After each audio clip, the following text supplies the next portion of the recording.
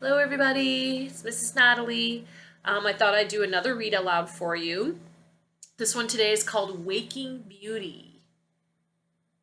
You ever read the story Sleeping Beauty? A little girl and gets under a curse of an evil witch and she has to sleep and she only can wake up with her true love's kiss.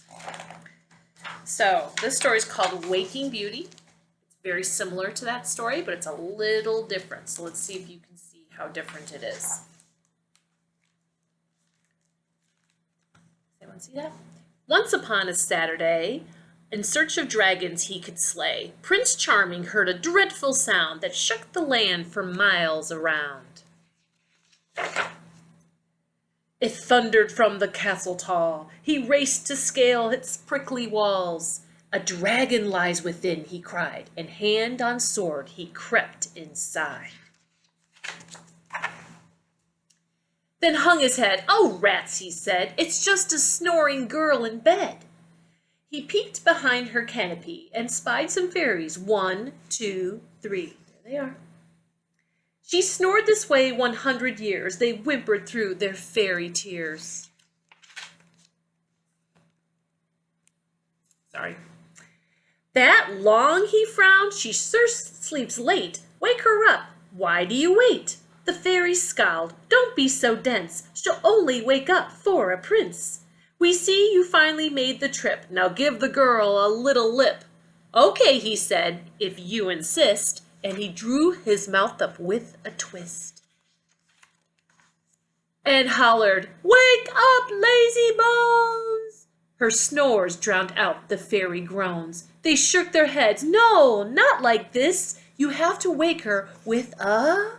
Can you guess? "Hey, I know," he tapped his head and started jumping on the bed. Beauty shot up hoops and all, then sailed down like a parasol.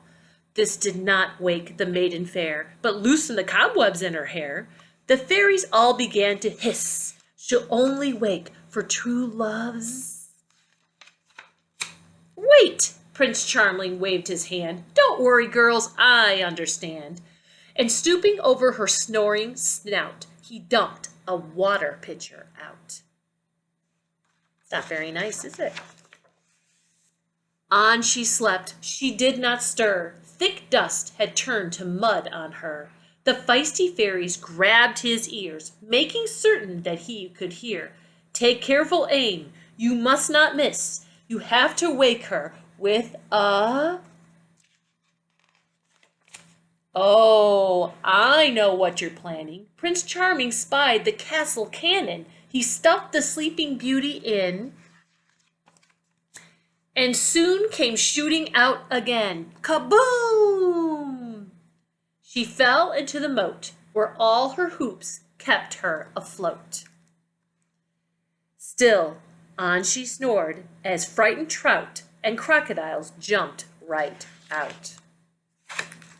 Prince Charming fished the little girl ashore, and the fairies yelled, "Enough! No more!" They fluttered around him, feeling frantic. "How can you be so unromantic? She won't have everlasting bliss until you wake her with a kiss." Look at his face.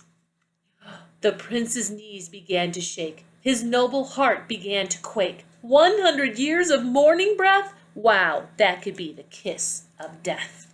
He poked her matty curls. "I heard that there's germs on girls." He wiped her mouth and cleaned his shirt. Sorry. "I hope," he squeaked, "that this doesn't hurt." Ronan thinks he's a little silly, too. My dog Ronan thinks that Prince Charming's not so smart.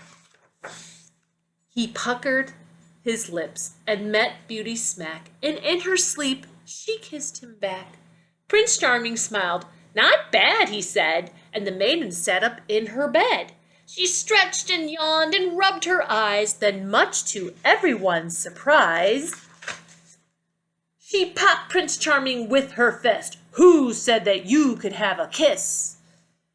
The pummeled prince slid right down, poor chap, and fell asleep in Beauty's lap. Beauty groaned and bent to shake him. Fairies, tell me how to wake him. Just let the poor boy sleep, they said, and tired too, they went to bed. But fairy tales can't end like this. You know she woke him with a kiss. Waking Beauty. This book was written by Leah Wilcox. I got it from the Hoover Library.